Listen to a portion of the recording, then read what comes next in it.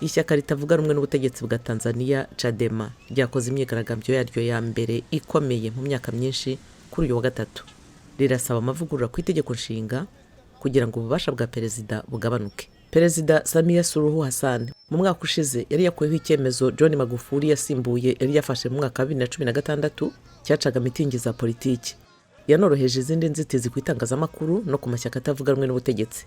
Cyakora Hassan mu mwaka ushize yanenzwe n'impirimbanyi z'uburenganzira bwa muntu nyuma y'uko abantu benshi batawe muri yombi kubera ko bateguye imyigaragambyo yamaganaga amasezerano ajyanye n'ikoreshwa ry'icyambu.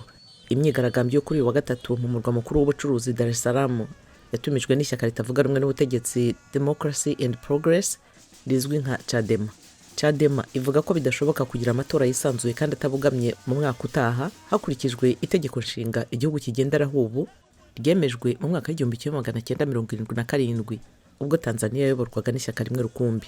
Abigaragambyaga banasabye ubuyobozi koroshya ubuzima buhenze. Abantu ibihumbi n'ibihumbi bashyigikiye Chadema bakoze ingendo mu murwa mukuru Dar es Salaam hose bazunguza ibitambaro kandi bavuga amagambo ahamagarira ishyirwaho rya komisiyo y'amatora yigenga n'amavugurura ku itegeko nshinga. Abofisiye mu gipolisi bari baherekeje abakoraga izo ngendo.